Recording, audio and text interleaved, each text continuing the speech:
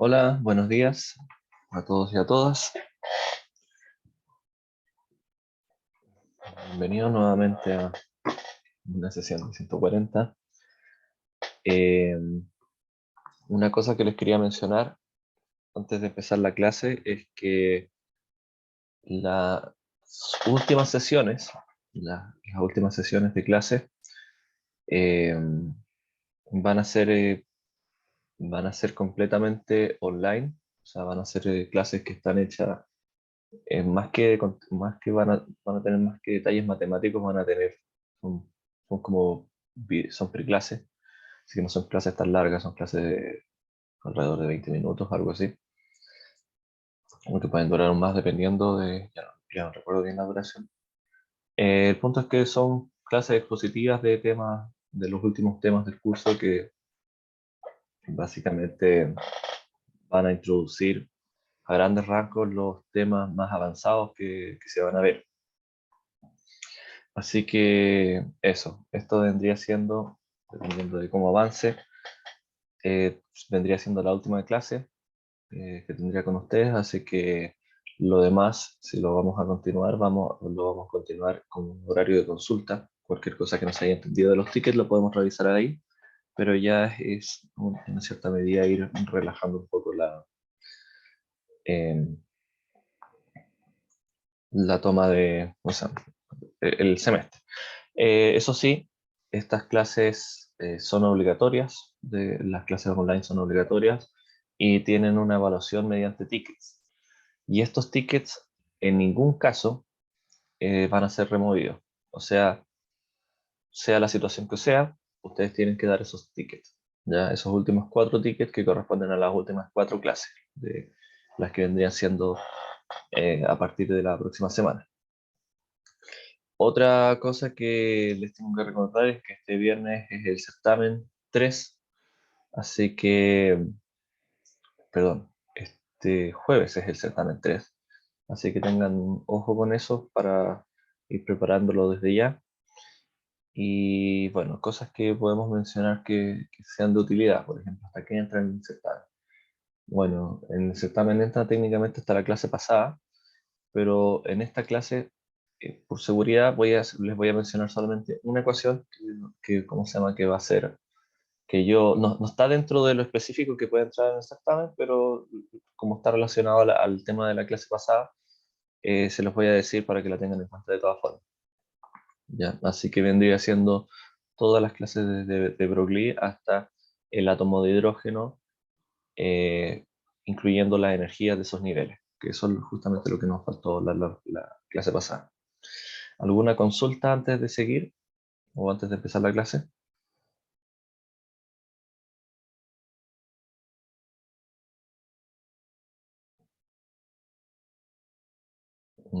Parece que no. Bueno, entonces vamos a empezar. Ya, habíamos hablado a grandes rasgos de las soluciones del átomo de hidrógeno, que, como les digo, la, la resolución de la ecuación, de cómo obtener estas ecuaciones, no va a ser tema que nosotros queramos evaluar, porque, como le había dicho la vez pasada, es mucho detalle matemático. Lo importante es cómo saber utilizar y cómo interpretar estas soluciones. Bueno, si uno eh, utiliza estas soluciones y las aplica al operador hamiltoniano que habíamos hablado en algún momento, que era el operador que si uno le aplicaba estas operaciones, estas soluciones de la ecuación, lo que uno obtiene son básicamente las energías asociadas eh, a estas funciones del átomo de hidrógeno, que les vamos a llamar eh, orbitales a estos estados, ¿ya? Un segundito aquí para que se entienda. Ya teníamos la ecuación del átomo de hidrógeno. Entonces aquí muestra que si uno aplica la función de onda obtenida, las soluciones del átomo de hidrógeno, a la parte izquierda, que básicamente está relacionada a la operadora ahí, que incluye el potencial el potencial coulombiano de atracción, de atracción eléctrica, y contiene el operador laplaciano. Si uno aplica bueno, tanto el operador como el potencial a esta función, lo que aparece en el lado izquierdo de la ecuación, entonces uno obtiene el valor de la energía asociado junto con la función de onda. Entonces de esa manera uno puede obtener el valor de, la función, de las autoenergías dada las funciones del átomo de hidrógeno. Entonces, bueno, esto hasta acá viene siendo lo último que les comento. Esta ecuación es lo que se obtiene, y les había mencionado que esta solución es muy similar al resultado obtenido por Bohr, ¿ya?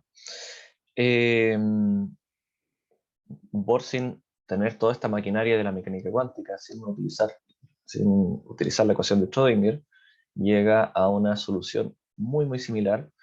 La única diferencia, vamos a decir que esta es la solución dada por Bohr. La única diferencia es que la solución dada por Bohr no, no está el concepto de masa reducida, sino que Bohr utiliza directamente lo que es la masa del electrón. Pero como habíamos visto en la clase pasada, la masa reducida, que es este mu, que se obtiene de plantear la ecuación de Schrödinger para la parte que relaciona solamente la interacción entre el electrón y el núcleo, o sea que básicamente muestra el comportamiento del electrón en torno al núcleo. Aparece este factor de masa reducida que es alrededor de un 99%, 95%, ya no recuerdo bien el dato, eso estaba en la preclase, de la masa del electrón. Entonces un valor muy cercano. Por tanto, podemos decir que las energías asociadas a los distintos niveles del átomo de hidrógeno siguen siendo mm, prácticamente las mismas que predijo Bohr. ¿Ya? Y eso explica justamente la gran coincidencia que tiene Bohr con los experimentos. Y bueno, está justamente apoyada en los resultados por lo que dice la mecánica cuántica. Así que bueno, estas energías, lo que podemos notar acá, al igual que en el caso de Bohr, las energías dependen del número n, este número de cuantización que va a determinar los distintos estados de la función de onda. Recordar que para la función de onda en la mecánica cuántica, habían tres números cuánticos principales hasta el momento, eran los números n, l y m. Entonces, si ustedes definían el número n, tenían parte de la información de las funciones de onda. ¿Esto qué quiere decir? Que, por ejemplo, para la parte radial, vamos a definir el número n y vamos a tener parte de la información necesaria para poder escribir estas soluciones. Ahí nos faltaría justamente la variable L para poder determinarla. ¿Qué quiere decir? Que en este caso, todas las soluciones que tengan un determinado n, pueden tener distinto L, pero todas las que tengan un determinado n tienen la misma energía. Esto quiere decir, en términos técnicos, que estos estados están degenerados. Quiere decir que hay distintos estados en el átomo de hidrógeno que tienen la misma energía. Al igual que, bueno, en esta parte, en la parte angular, vemos que no depende de n, solamente depende de los números m y l. Entonces todas estas soluciones en la parte angular tienen la misma energía, solamente determinadas por el número n. Eso también aparece justamente en el modelo de Bohr. En el modelo de Bohr solamente depende de un número n y no de otros números cuánticos. Así que lo que podemos decir es que hay distintos estados en la mecánica cuántica que tienen la misma energía, básicamente, para poder generarse. Bueno, con respecto a esto, hay una nomenclatura que es básicamente nomenclatura espectroscópica, que se le dice, que nos ayuda a poder ubicar o poder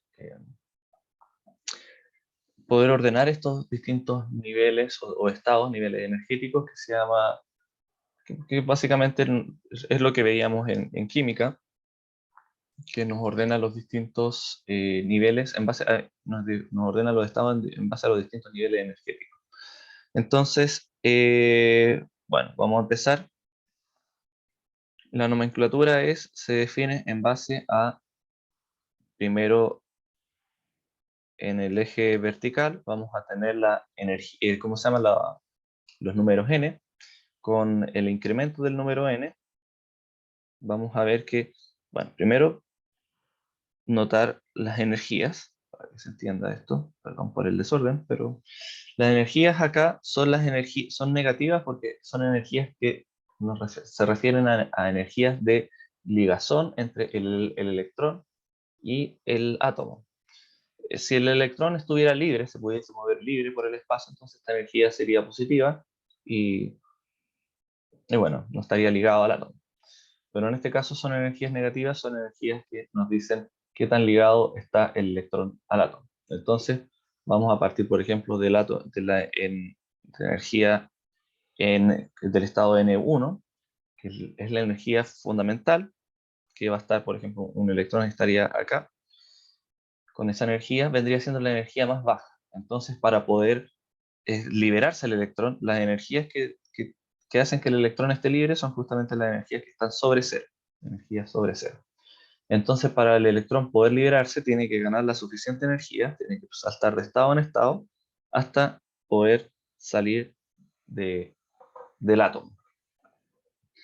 Entonces, a niveles n mayores, el número sigue siendo negativo, pero sigue siendo cada vez más chiquitito. Cuando n tiende a infinito, esto tiende a cero.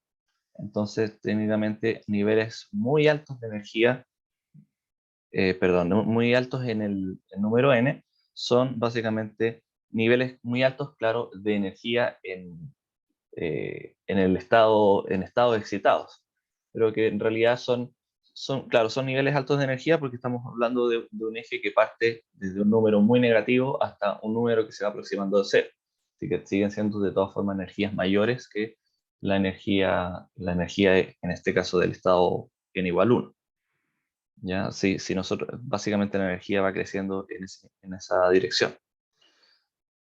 Así que lo que vemos también es que a medida que los n van creciendo, las energías se van juntando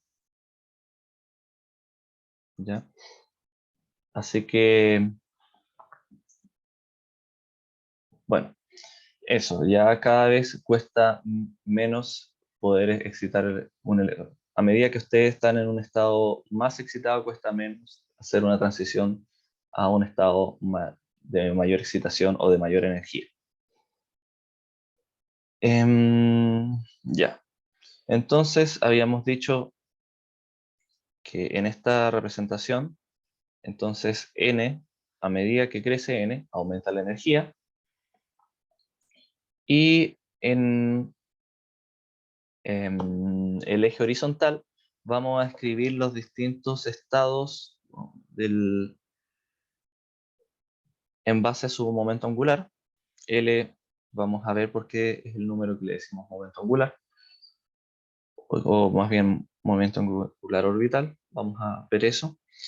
Y esto básicamente se le da una forma de poder escribir el estado con una notación.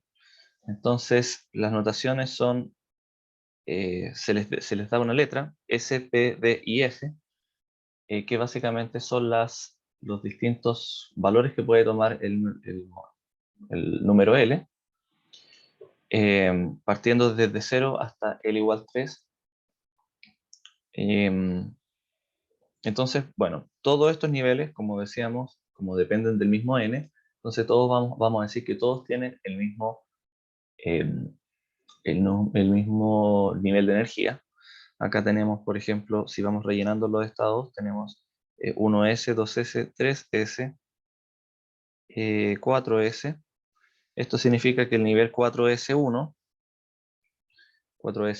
vamos a explicarlo acá, significa que está en un nivel n igual 4 y con un L igual 0.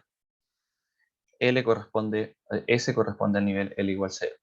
Y si tenemos un electrón, bueno, esto vamos a tener que explicarlo un poquito más en detalle, falta todavía acá el concepto de spin, que viene siendo un cuarto número cuántico, que es lo que está acá. Esto no aparece de la ecuación de Schrödinger. Cuando uno resuelve la ecuación de Schrödinger no aparece este valor. Sin embargo, el comportamiento en experimentos de los electrones, básicamente en un experimento que se llama el experimento de Stenger-Lach, nos da la información de que está faltando una información que no nos da básicamente la ecuación de Schrödinger. Vamos a plantearlo así.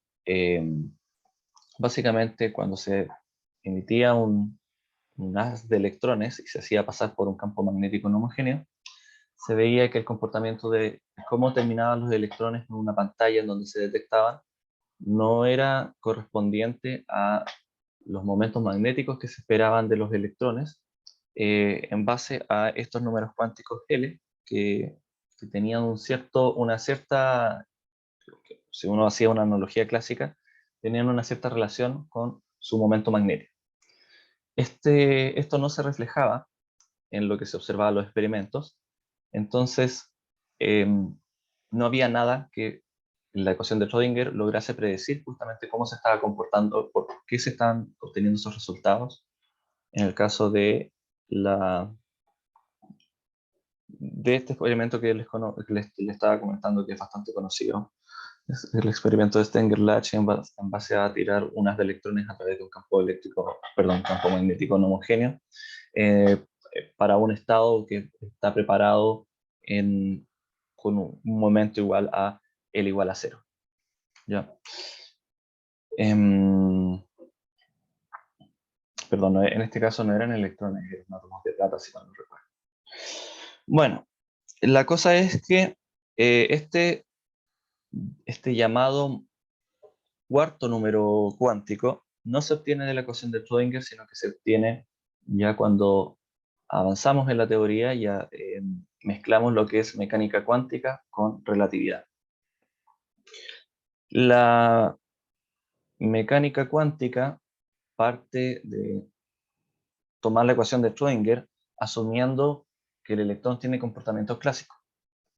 Básicamente decimos que la energía de cinética del electrón es simplemente el momentum dividido, un momentum al cuadrado dividido 2m. Y este momentum era para, considerando solamente el caso en que la velocidad fuese mucho más baja que la velocidad de la luz. Pero lo que se quería en el tiempo en que estaba la relatividad dando vuelta, era poder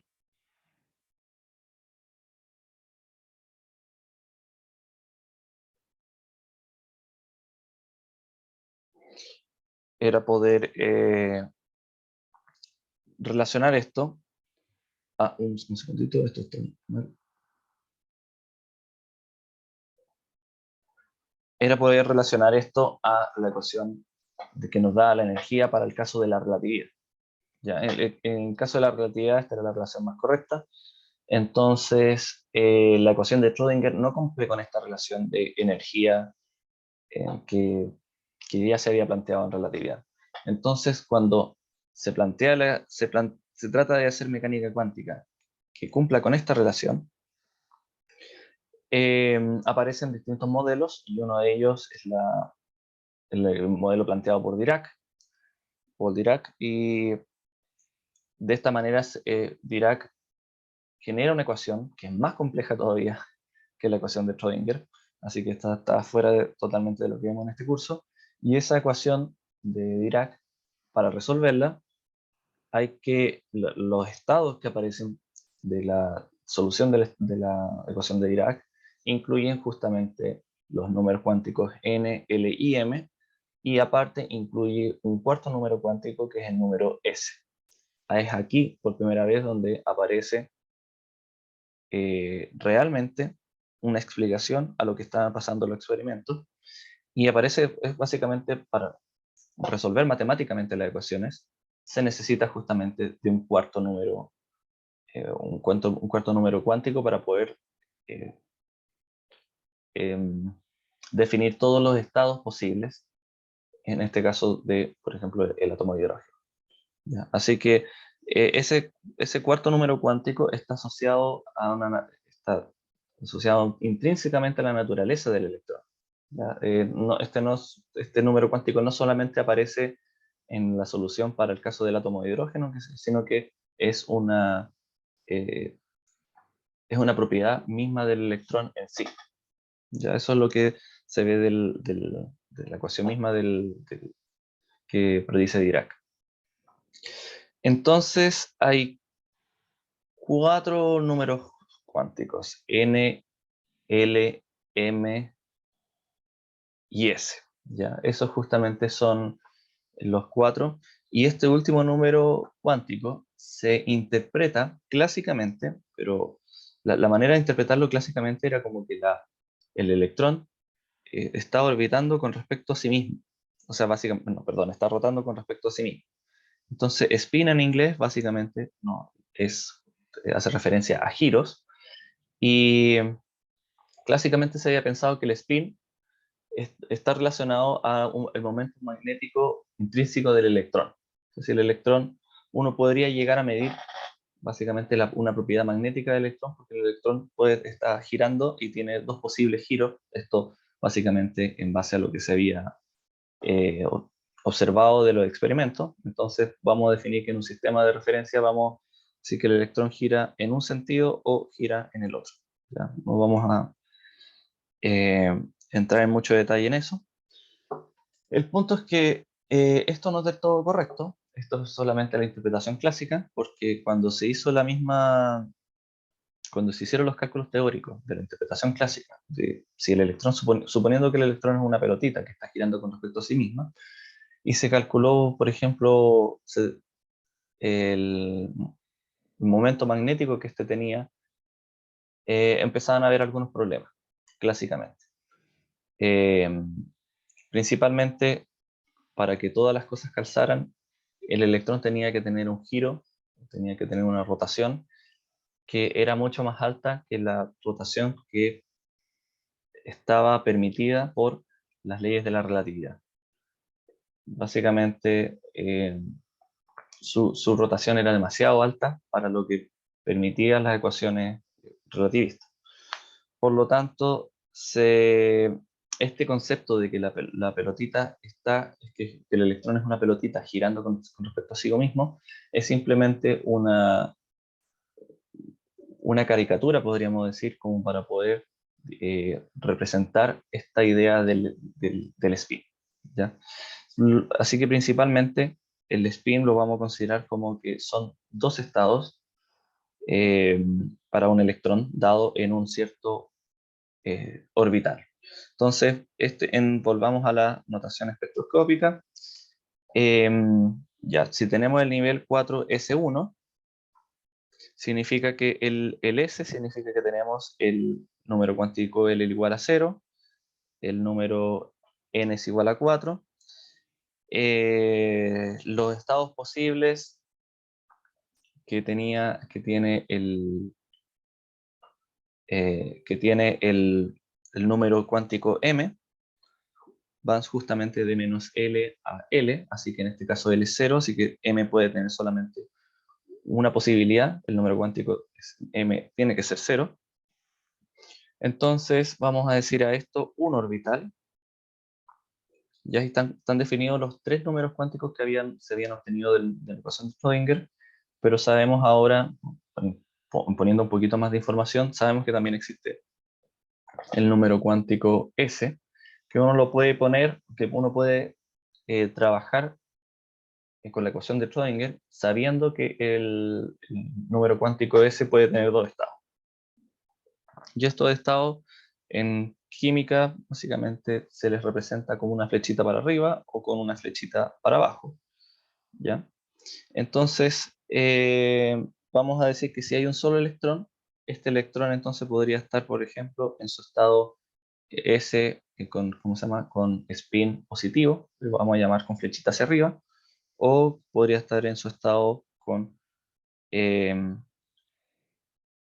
spin para abajo, un flechita para abajo. Entonces eso, en este caso, por ejemplo, vamos a poner aquí un número, va a ser -1. Ya puede ser 1 o -1. Vamos a definirlo por ahora simplemente con un número entero. Vamos a ver que técnicamente esto lo definimos como un medio o menos un medio, pero no voy a entrar en ese detalle todavía, sino que simplemente marquémoslo para ser más, eh, para no meternos en estos cuentos que ya son más avanzados en mecánica cuántica, ponerlo como positivo o en este caso como negativo. Entonces ahí podemos definir, esos sí son los cuatro estados cuánticos, los cuatro números cuánticos que van a definir el estado con precisión que puede tener un electrón. ¿Ya? Esto es básicamente querer definir el orbital de un electrón. Con esto vamos a definir algunas de sus propiedades, por ejemplo, definiendo los números cuánticos con precisión. Aquí vemos de lo que aparece de la ecuación de Schrödinger.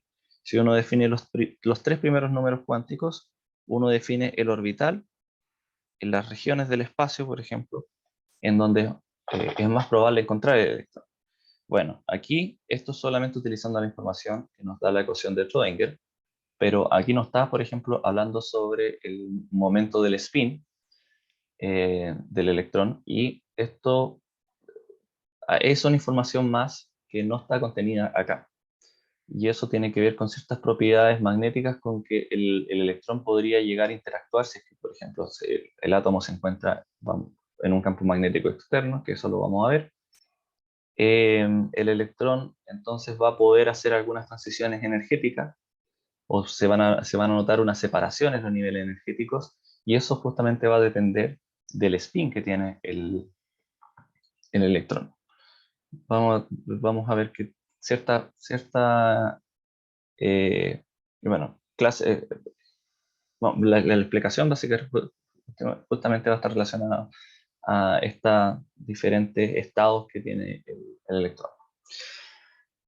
Bueno, entonces, recordar que estos números cuánticos era para definir el estado que tiene el electrón. Entonces, como una notación espectroscópica, solamente esto para explicar un poquito lo que aparecía en química. Este era un ejemplo específico, el nivel 4S1, pero vamos a ir, por ejemplo, llenando los distintos niveles energéticos, llenando los electrones de a uno. ¿Ya? Por ejemplo, el primer nivel, el nivel 1s1, vamos a decir que va a admitir, el nivel 1s1 va a admitir simplemente 2 electrones como máximo, y de esta configuración, con esta configuración que está acá, un electrón para arriba y otro electrón para abajo, no se puede tener 2 electrones con el mismo, con el mismo spin. Vamos a ver que esto en un poquito más detalle más adelante. Así que lo que vamos a hacer es ir en cada una de las orbitales posibles, en cada una de estas líneas que va a definir un número cuántico. Vamos a ir pudiendo poner solamente hasta 2 electrones y no más, hasta justamente completar todos los números cuánticos con todos los orbitales con electrones con números cuánticos diferentes. Me explico. Es el nivel 1s o 1s1 y este va a ser el nivel 1s2. Por ejemplo, el átomo de hidrógeno tiene un solo electrón. Y si ustedes van a la tabla periódica, van a ver que ¿cómo se llama? El hidrógeno termina. Y esto todo tiene que ver después cómo se ordena la tabla periódica en base a los grupos. Em, Acuérdense, esos son justamente como las columnas de la tabla periódica. Entonces, el electrón, cuando el átomo de hidrógeno como tiene un solo electrón, entonces inevitablemente su estado de menor energía tiene que ser el estado 1s1, así que vamos a decir que su electrón en estado relajado va a estar en 1s1 para el caso del hidrógeno. Eh, entonces, después que viene el átomo de helio, el átomo de helio tiene 2 electrones, entonces va a ser 1s2, entonces su nivel de energía más bajo va a ser justamente lo que aparece acá. Después ese estado está completamente lleno, ya no puede haber otro electrón en esos estados. Entonces si queremos hacer el átomo de litio, el estado más relajado va a ser 2s1, que básicamente el átomo de litio tiene los 2 electrones en el primer nivel, que va a estar más ocupado, 1s2 más 2s1. ¿Ya? Este es el tercer electrón que básicamente va a caer acá. ¿Ya? Entonces, así es como se van a ir ordenando los electrones en los distintos estados. Si uno avanza a átomos con más electrones, se va a encontrar con algunos orbitales que son más interesantes que el nivel S. Por ejemplo, si aquí ponemos el átomo que tenga 6 electrones, y ahí ya no me sé la tabla de los elementos, así que yo no tengo idea cuál es el átomo que tiene 6 electrones, pero los vamos a ir poniendo uno por uno. Entonces, esto viene siendo, vamos a llenar justamente el nivel 1s, el nivel 2s, y ahora en vez de saltar energía, vamos a irnos hacia el lado, a los estados que tienen números P. Esto es una construcción un poquito más compleja de explicar porque empiezan a aparecer ya en el segundo nivel, empiezan a aparecer algunos L. Así que por ahora les voy a pedir que me crean.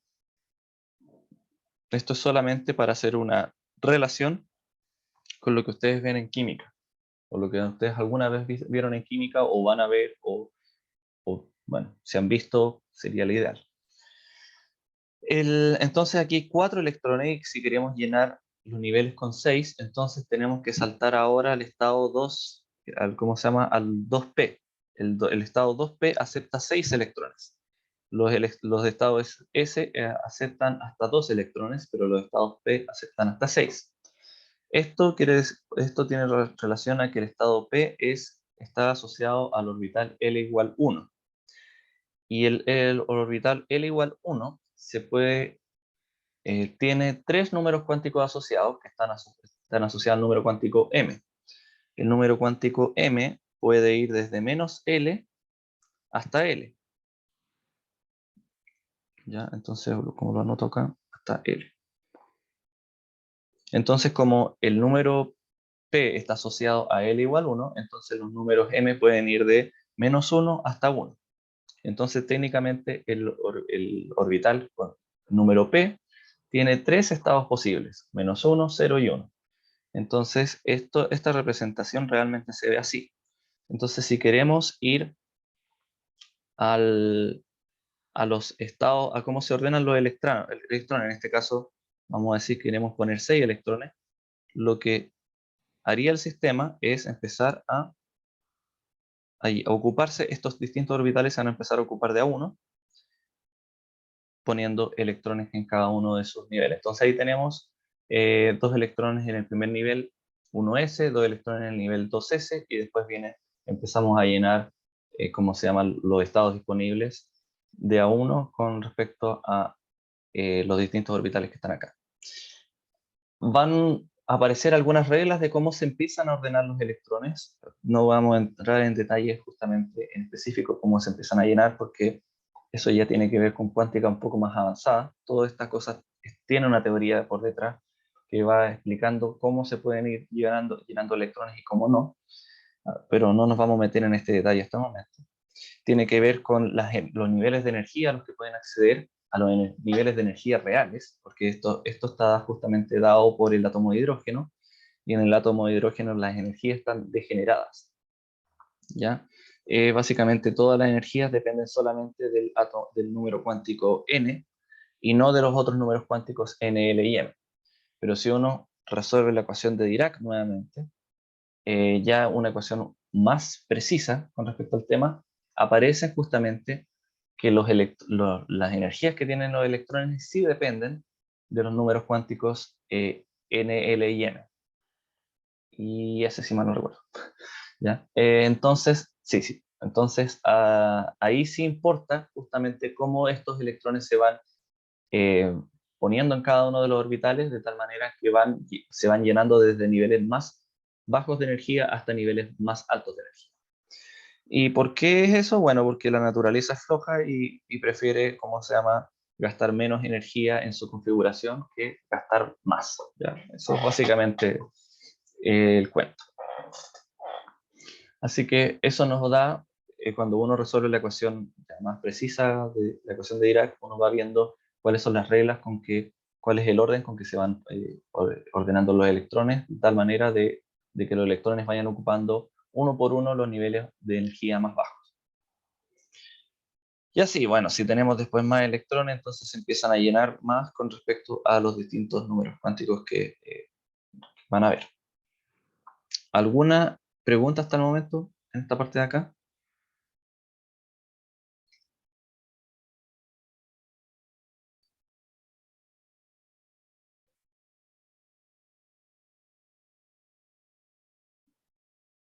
Bueno, vamos a continuar entonces.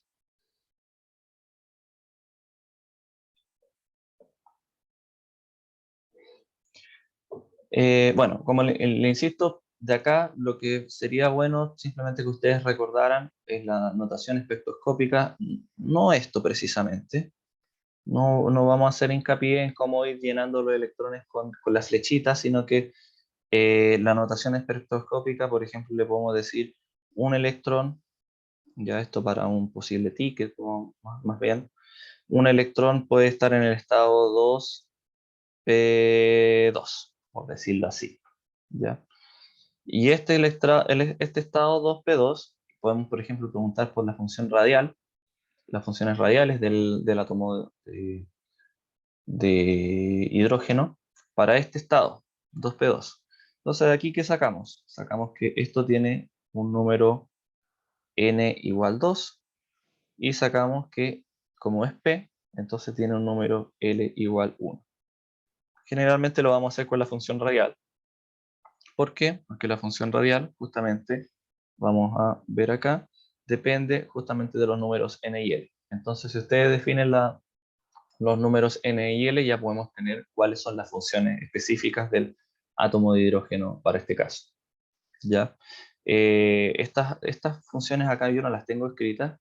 Yo sí les sugiero en este caso que si es que nosotros ponemos 2p, por ejemplo, como posible estado, que yo creo que en verdad no vamos a entrar en esto, pero de repente en las pruebas de años anteriores, si ustedes estudian con respecto a eso, pueden notar que en algunos casos se da esta información. Entonces en esos casos se les recomienda ir a una tabla de estos que pueden encontrar en internet, van a encontrar tablas de estos estados. Y bueno, ahí van a justamente, tienen que encontrar las funciones del átomo de hidrógeno correspondientes a los números cuánticos n2 y l igual 1. Y ahí les van a aparecer los polinomios en específico que tienen que poner con respecto a esto. ¿Ya? Yo en verdad creo que hasta a esta altura simplemente vamos a dar los polinomios, pero por si acaso yo digo, le estoy mostrando esto para que vean cómo uno podría llegar a utilizar esto en un posible problema. Ya, entonces, bueno, lo demás con respecto a la energía, no hay diferencia con respecto a lo que habíamos visto del modelo de Bohr.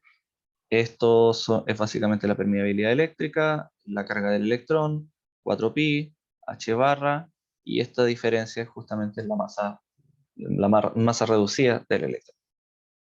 Entonces aquí vamos a poner que es aproximadamente la energía de Bohr.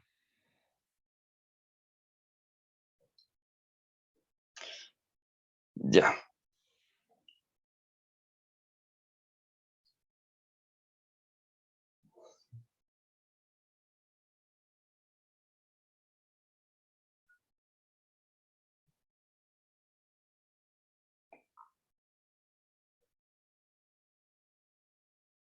A todo esto, eh, espero que hayan podido hacer las apelaciones con respecto al certamen. Si tienen algún problema con respecto a eso, les voy a pedir que se queden al final de la clase para comentarlo. ¿Ya? Bueno, em, ya, esto es un concepto nuevo, se llama el momento angular. El momento angular, la definición clásica del momento angular era justamente el producto entre R cruz P, considerando ahora, haciendo un símil clásico, si pensamos el electrón ahora como una partícula que orbita con respecto a un núcleo, esto, insisto, no es la mecánica cuántica, sino que haciendo una interpretación clásica, si la partícula va girando con un cierto, va orbitando con un cierto momentum, y este momentum, vamos a decir que está en cierto grado ortogonal a un cierto radio de giro r, entonces tenemos que esta órbita que hace el electrón tiene un cierto momento angular L. Ya esto, ah, acuérdense, esto lo habíamos visto en física 110. Esto es como la cantidad de movimiento angular que tiene, cantidad de rotación, y acuérdense, el movimiento angular es como una cantidad transferible, ya básicamente eso. Entonces, si uno trata de hacer el estudio del, ¿cómo se llama? De cómo se comporta el electrón, eh, básicamente mecánicamente, por decirlo así, en el átomo, uno va incluyendo nuevamente estos conceptos que ya habíamos visto de la mecánica clásica. Entonces ahora vamos a estudiar el momento angular con respecto a la física cuántica. Básicamente hacer esta misma idea, pero ahora llevando esto a la mecánica cuántica. Entonces, si uno utiliza esta definición, perdón, de R cruz P, entonces básicamente esto es el producto cruz entre dos vectores, ¿no? El vector de posición de la partícula con respecto al centro de giro y el vector de momentum lineal que tendría esta partícula por el hecho de estar en este caso dando una órbita. Esto es básicamente una ecuación general, ¿ya? Es la definición de momento no angular. Entonces, si uno hace ese producto cruz se transforma en esto. Van a ser las distintas coordenadas del momento angular. Esto en mecánica clásica nos indica entonces la dirección de este vector en el espacio. Nos dice justamente, y este vector está apuntando justamente ortogonal hacia donde está girando, donde está existiendo la rotación. Entonces, si uno ahora aplica mecánica cuántica, habíamos dicho que el valor del momentum de un electrón, uno lo podía obtener al aplicar este operador. ¿Ya? Al aplicar este operador sobre la función de onda. Yo sé que esto es complejo, yo sé que esto es nuevo. Básicamente, recuerden que en la mecánica cuántica es la función de onda la que tiene toda la información sobre el estado. En este caso, si estamos hablando de una partícula, es la información que es toda la función de onda es todo lo que tiene la información sobre tiene toda la información más bien sobre la partícula. Entonces, si queremos saber el momento angular, la manera de obtener esta información de la función de onda es aplicar el momento angular, este operador, sobre la función de onda y nos va a dar el valor de este momentum lineal.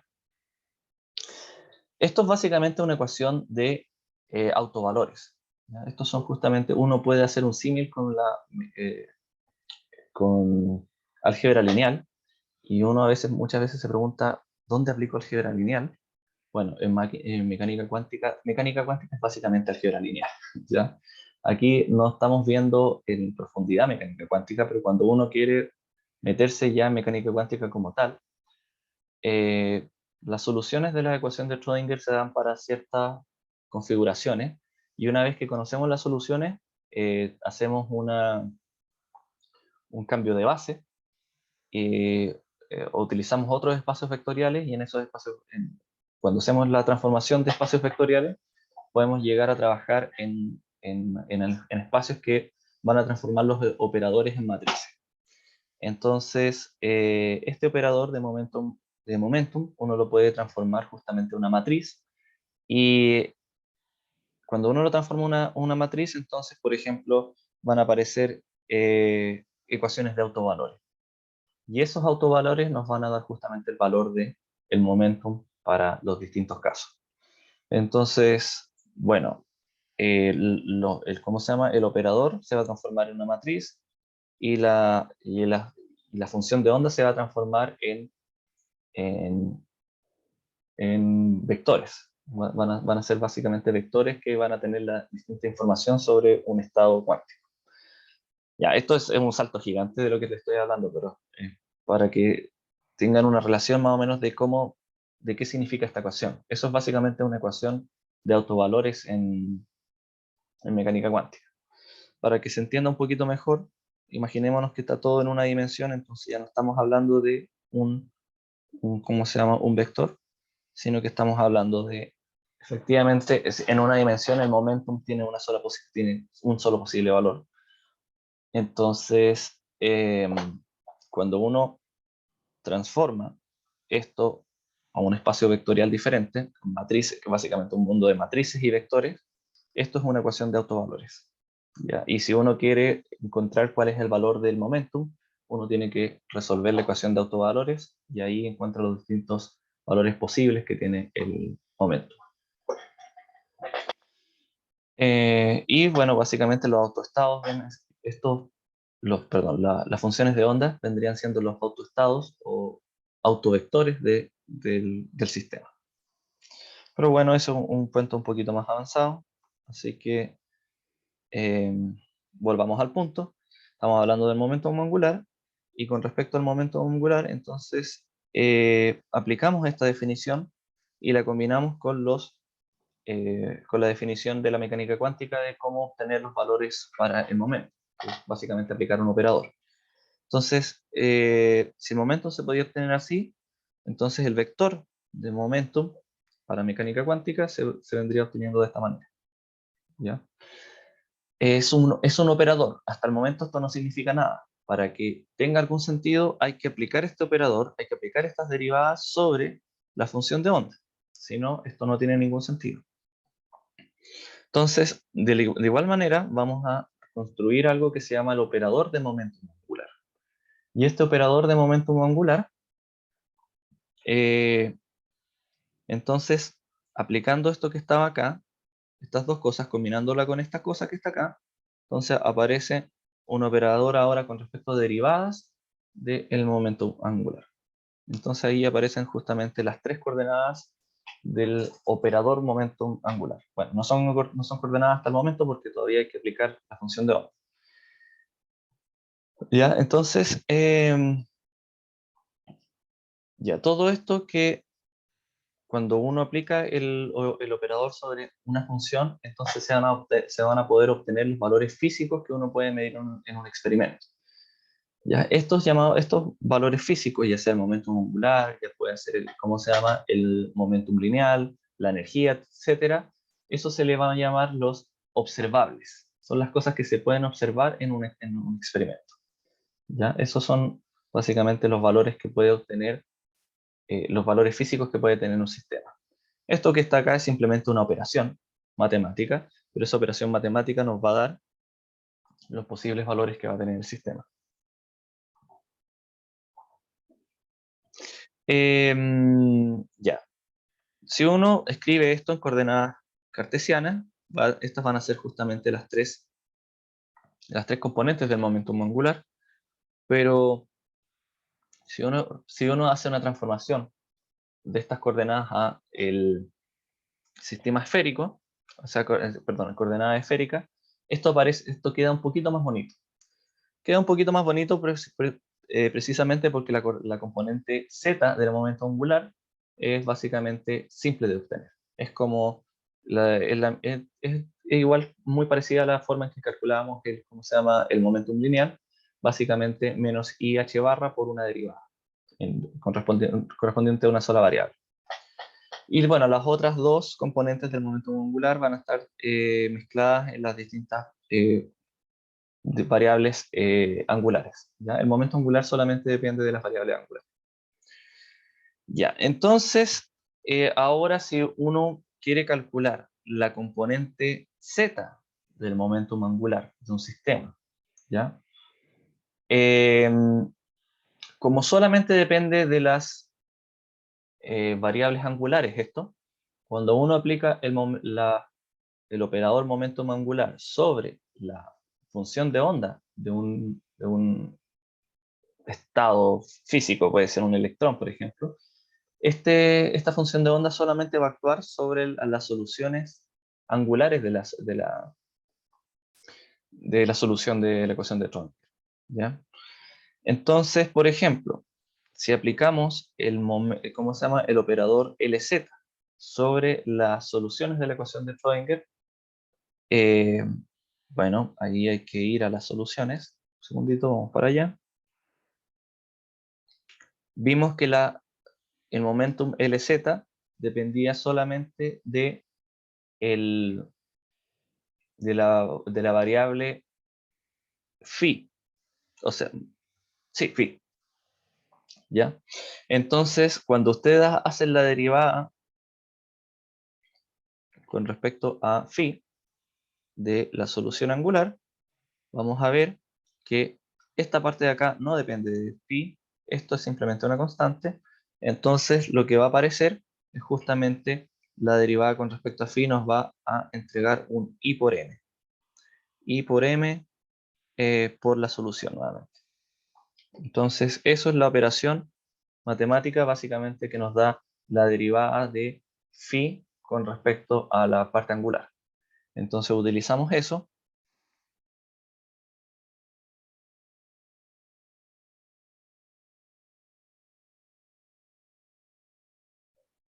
Y si lo mezclamos ahora con esta parte de acá,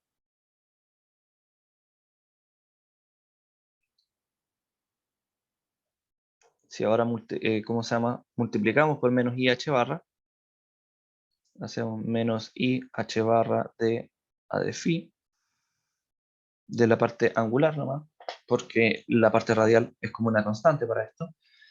Entonces nos queda por ende H barra M. Entonces habíamos dicho que estos son los posibles autovalores o más bien, estos son los posibles observables para el momentum angular en z. Si uno quiere medir el momento angular en z, entonces básicamente la ecuación es h barra m. ¿Ya? Eso es lo que nos da el valor del momentum angular en z. Si uno básicamente quiere ahora encontrar una ecuación para poder obtener los distintos valores en z, esta es la ecuación. Lz es igual a h barra m. Esta es una ecuación bastante bonita, nuevamente, les voy a explicar por qué. Pero les quería comentar algo antes de que se me fuera. Eh, se me fue. Ah, no, lo importante es que ¿cómo se llama? La componente z del momento angular, aquí vemos que solamente depende del número cuántico m. Y este número cuántico m es básicamente un número entero. ¿Qué es lo interesante de esta relación de acá? Lo interesante es que si uno retrocede en la historia, básicamente hartos capítulos atrás, ya no recuerdo dónde, acá.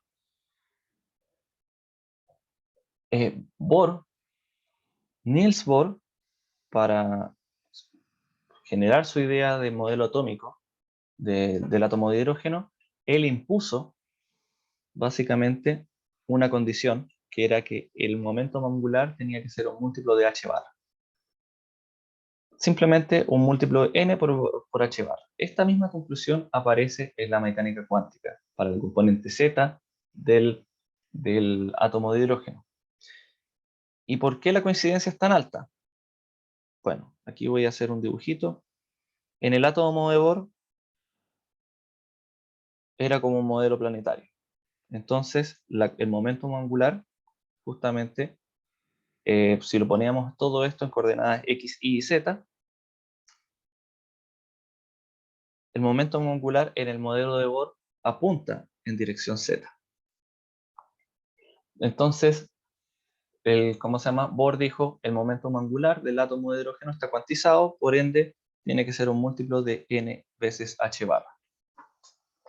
Y esto también es justamente una coincidencia con la mecánica cuántica, porque si uno define el momento angular de la componente z, cumple efectivamente esto, con la diferencia en que ahora este no es un número entero cualquiera, sino que sabemos que está asociado al número cuántico m del átomo de hidrógeno.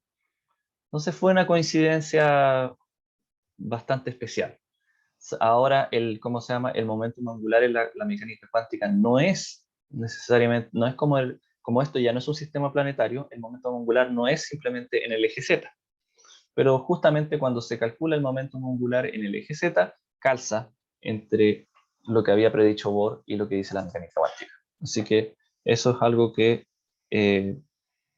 justamente nuevamente hay muchas coincidencias entre el átomo de Bohr y ¿cómo se llama? El modelo cuántico de Schrödinger. Llama la atención justamente cómo se dieron esas coincidencias, porque la mecánica, el átomo de Schrödinger es mucho más complejo que, que lo que plantea Bohr. Sin embargo, igual tienen justamente coincidencias, y eso no sé, es bonito. Espero que lo emocione, no sé si tanto como a mí, pero al menos algo. Entonces, a ver cómo ordeno esto. Ups. Entonces, vamos a poner acá abajo, esto implica que Lz es igual a mh barra. Yo esto lo voy a poner en una nubecita porque si no se va a ver un poquito enredado. ¿Alguna pregunta hasta esta parte?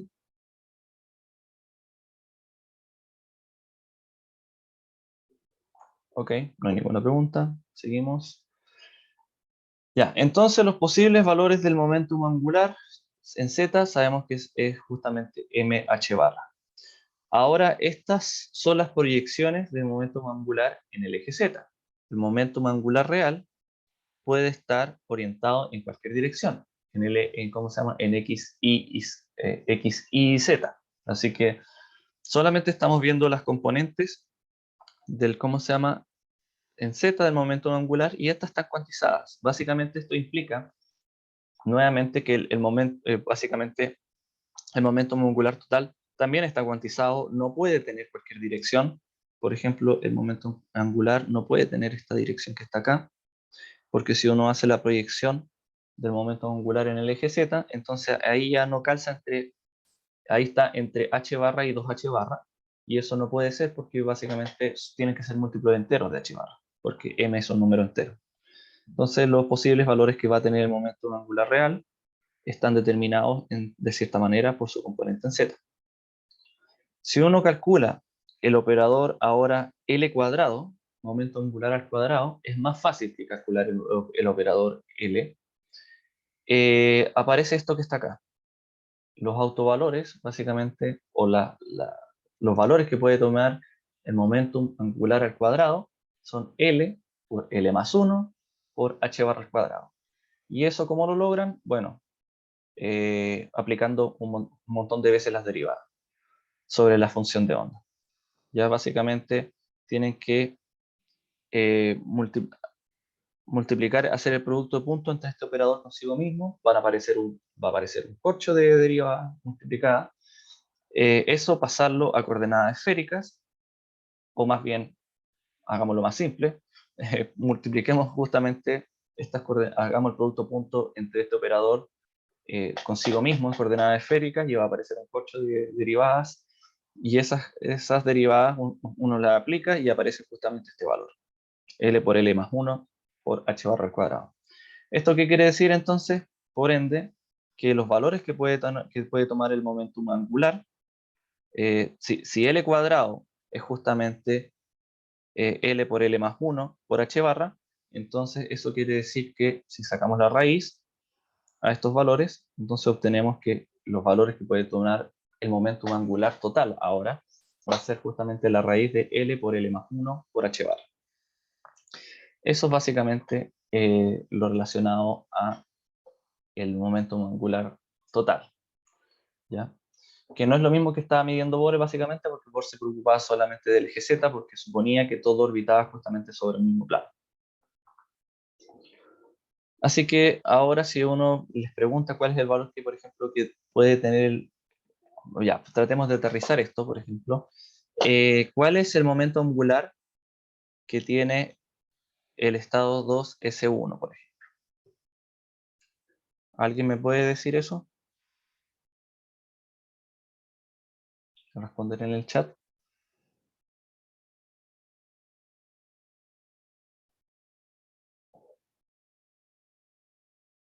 Exactamente, 0. ¿Por qué? Porque S corresponde al número cuántico L igual 0.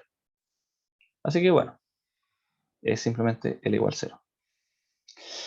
Ya, quedan 3 minutos.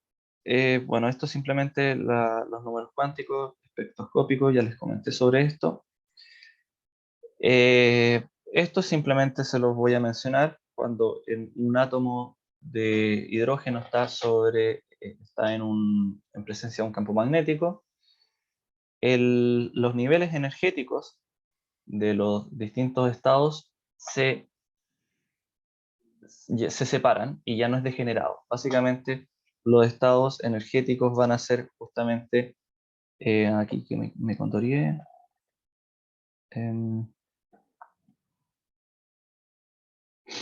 sí, aquí puse una cosa específica, pero bueno, básicamente los estados de energía ahora cambian justamente dependiendo del campo magnético y de su número cuántico m, ¿ya? Entonces, básicamente los niveles de energía va a ser, por ejemplo, estos tres estados están degenerados porque tienen el mismo nivel de energía e igual, un cierto n determinado, vamos a decir n igual 2, los tres tienen justamente el nivel energético asociado al número n igual 2, y entonces en simple esencia del campo magnético están los tres en el mismo nivel energético, pero si aplicamos un campo magnético, entonces ahora los niveles se van a separar en tres, dependiendo del número cuántico m, que en este caso m puede ir de 1 a -1, en este caso específico que estoy poniendo acá. Entonces, a medida que el campo magnético va aumentando, los niveles se van a ir separando. ¿Esto qué utilidad tiene? Por ejemplo, cuando nosotros queremos calcular la intensidad de un campo magnético, por ejemplo, en una estrella, y conocemos los niveles energéticos ¿cómo se llama? Del átomo de hidrógeno. Entonces, si vemos los niveles energéticos del átomo de hidrógeno y miramos una estrella y vemos que los niveles energéticos del átomo de hidrógeno se separaron, podemos entonces calcular mediante la separación, porque aquí la diferencia justamente entre estos dos estados es justamente mu por b. Entonces, esto es una constante que se conoce, entonces, que es la permeabilidad, básicamente este es el momento magnético del electrón. Entonces, con eso se puede obtener la intensidad del campo magnético, ¿ya? Eso es simplemente un efecto que se nota por la interacción entre el campo magnético y el electrón. Y por último, bueno, con esto quería cerrar. Básicamente, no se lo mencioné antes, pero una cosa que ustedes tienen que tener claro, que no lo voy a explicar ahora porque tiene que ver con cuántica más avanzada, es que nunca pueden haber dos electrones con los mismos números cuánticos. Eso lo prohíbe la mecánica cuántica. Básicamente la probabilidad que eso ocurra es básicamente igual a cero. Y es por eso que cuando uno hace los orbitales, siempre tiene que ordenar, ¿cómo se llama? En un orbital, los electrones tirando uno para arriba y otro para abajo. Porque tener dos electrones que los dos apunten para arriba, significa que los dos electrones estarían con el mismo nivel n, con el mismo m igual -1, con el mismo L igual 1, con el mismo N, no tengo idea, puede ser 2, ¿ya? Y justamente con el mismo S, y eso no puede ser. Entonces, la manera de separarlo es que uno tenga un S más y otro tenga un S menos. Esa es la cosa. Entonces, esto no puede pasar, esto sí. Mecánica cuántica nos dice que básicamente los números cuánticos no pueden ser iguales, ¿ya? Principio de exclusión de Pauli se llama eso. Y bueno, dejémoslo hasta ahí porque ya es la hora. Es solamente una cosa que no alcancé a pasar, pero eso. Bueno, entonces, bueno, me aprovecho de despedir. Ha sido un gusto tener clases con ustedes y bueno, esto no se ha acabado, esto continúa, es para el viernes del certamen. Y recuerden, las últimas clases van a ser online, y véanlas porque esos tickets son inamovibles, ¿ya? Y ya me imagino que están todos cansados, les deseo un buen final de semestre y mucha suerte en el certamen y bueno, queda poco, no se rindan aún, queda lo último y se acaba todo, ¿ya? Me aprovecho de despedir, que estén muy bien, mucha suerte, nos vemos, chao, chao, me quedo con quienes tengan, Chao, profe, muchas gracias. chao, Que chao, esté bien. ustedes, igual, nos vemos.